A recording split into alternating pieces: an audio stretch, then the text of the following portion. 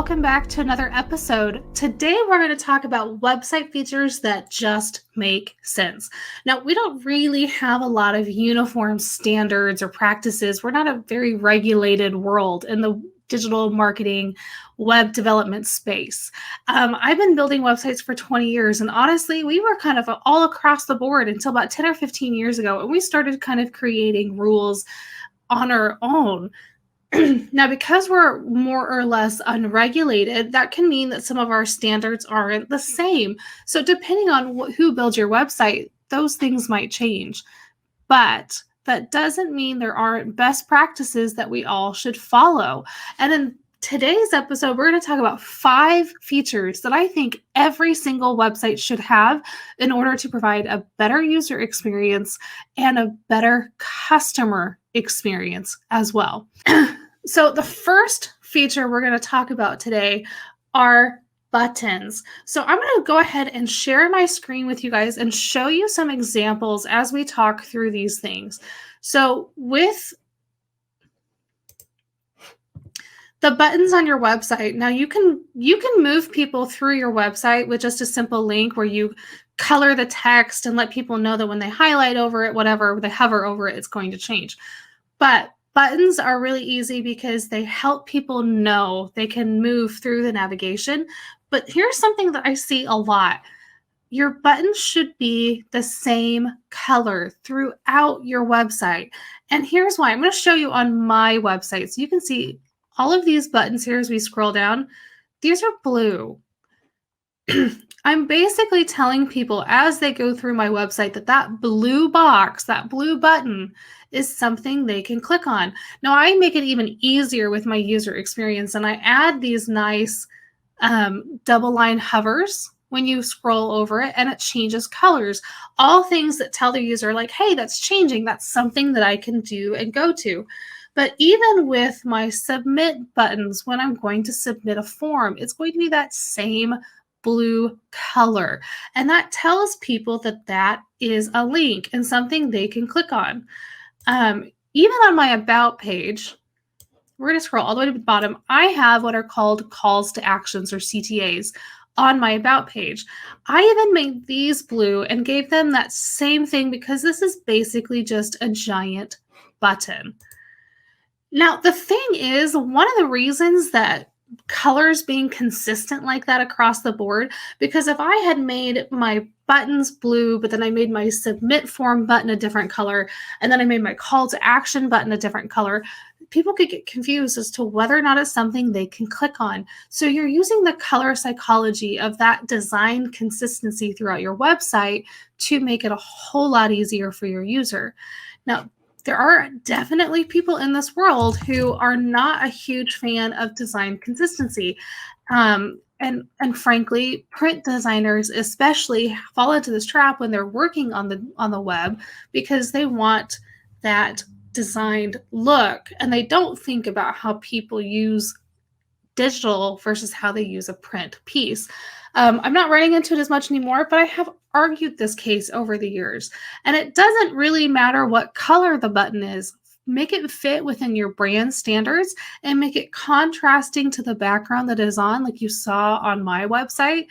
And as long as it stands out, people are going to see it. They're going to know they're going to click on it. And that color consistency makes that even easier for them. So number 2, and this is something that I have had people go, oh, crap, yeah. Link to your social media platforms on your website and give them something, a reason to follow. So I want to show you a client of my website here.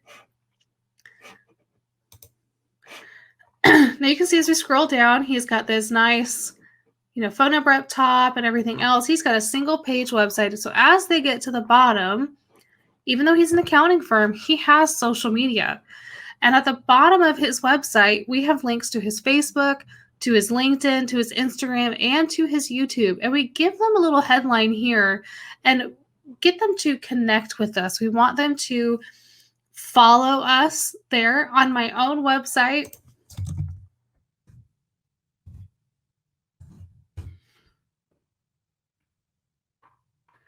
I ask them, because I'm a little bit different, I ask them to follow my story because that's what my social media is for a lot of my clients. Now, this is one, just a really simple thing to make sure that you add your links in your footer, but it's also really important because it helps people connect with you off of your website. So think of that colder lead, somebody that's been referred to you or has heard about you and is doing some research. They're going to come to your website to see what your business is about. But then if they're not quite ready to pick up that phone call yet, they might go check your reviews. They might go look and see what kind of things you post, what your personality is even like of your team and everything else on your social media. And you want to make that super easy for them. You also want to make it easy for the people that already like you to go follow you, because if they don't know, if you have to, let's be real, with Facebook and Instagram these days, you have to sometimes get creative with that username. So if you already have somebody else out there who has that username and you had to get a little creative with yours, this is a really easy way to get your customer base to your social media and following along with you there as well. So I usually recommend that social media is linked in the footer, depending on how important it is to your business. And if it can fit and it looks good, you can also add it to your header. But make sure that you're linking to the ones that you're posting on most consistently. Facebook, Instagram, LinkedIn, Twitter, TikTok, even now, and YouTube. Those are all options that you have to link there in your footer and take people to your social media, get them involved with you off of your website, and help further close that sale. Excuse me, just 1 second. So, another thing that you'll see on a lot of my websites and should be on every single website. So when you add a phone number, you want to make that phone number click to call. Now, this is going to be a little bit harder to demonstrate, but I'm going to show you on my own website.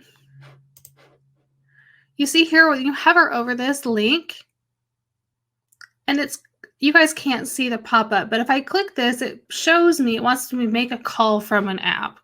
So that's unfortunate because it's just showing the tab. But back to that other client's website, same thing. We have the link up here. You can see it changes, the mouse here changes, just like it would for a button. We have this linked so that when people get to his website right there at the top, because this is an accounting firm, they may just be coming to find the phone number. Right there at the top, they can get that number, and it's really super simple for them to grab it and click it. And what happens when they click it is they go straight to the phone's auto dialer. So it opens up on your phone, and from there, it opens up the actual phone thing. So, and it autofills that number. All you have to do is go in and click the green call button, and you're ready to go. Now, it used to be that iPhone and Google would try to auto recognize phone numbers and convert them automatically. They don't do that anymore. And there's a lot of reasons for that.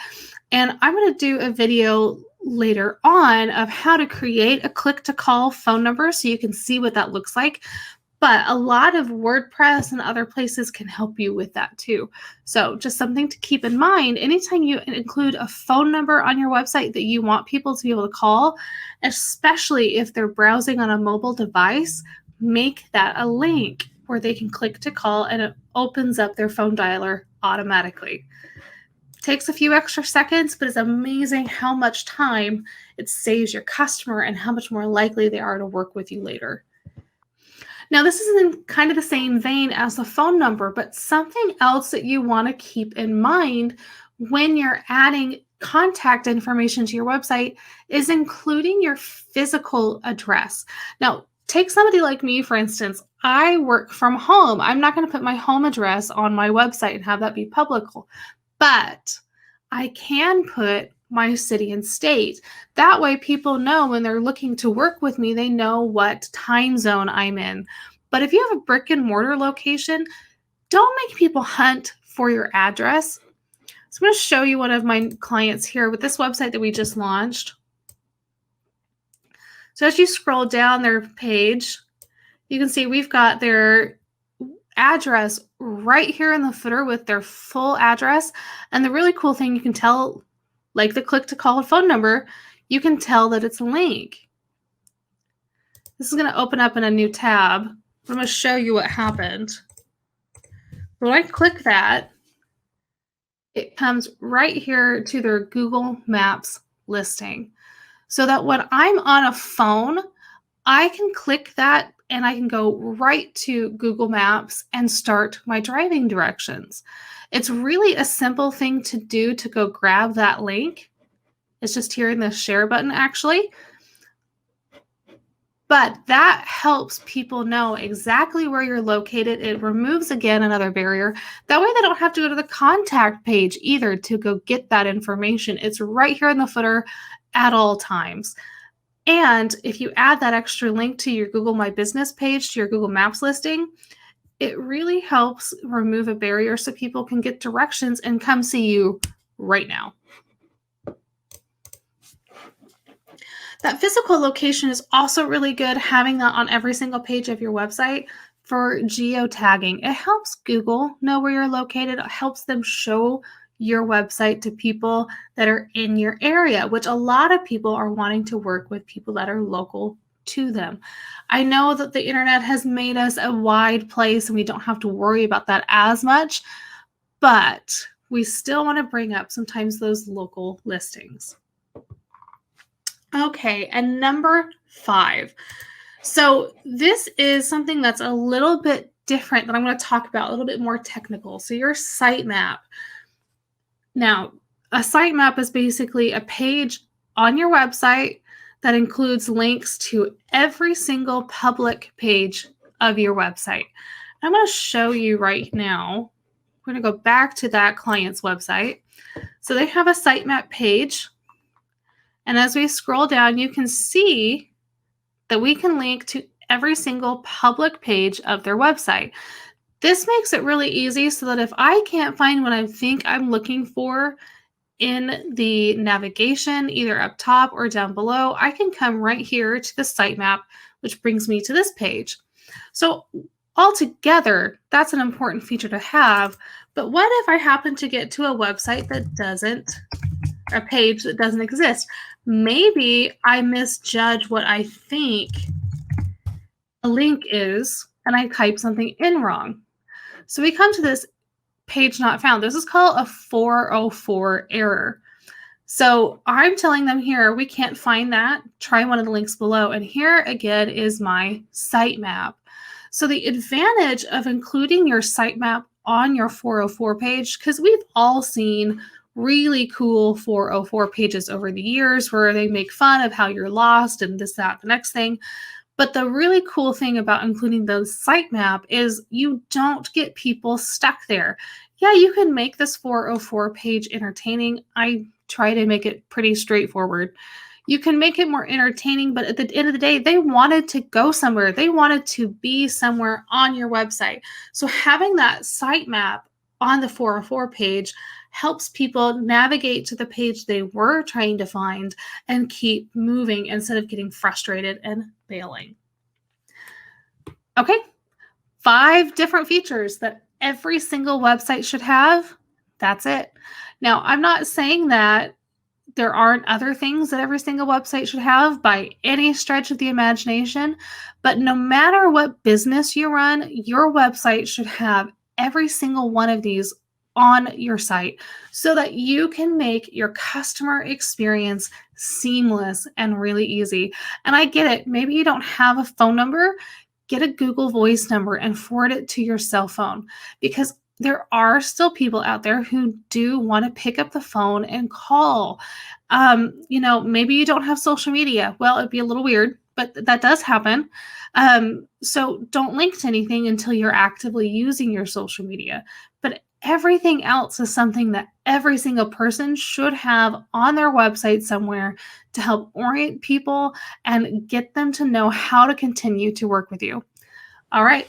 Well, next week we're going to talk about security and keeping your WordPress site secure. So join me next week at the same time. And thank you guys all for tuning in this week.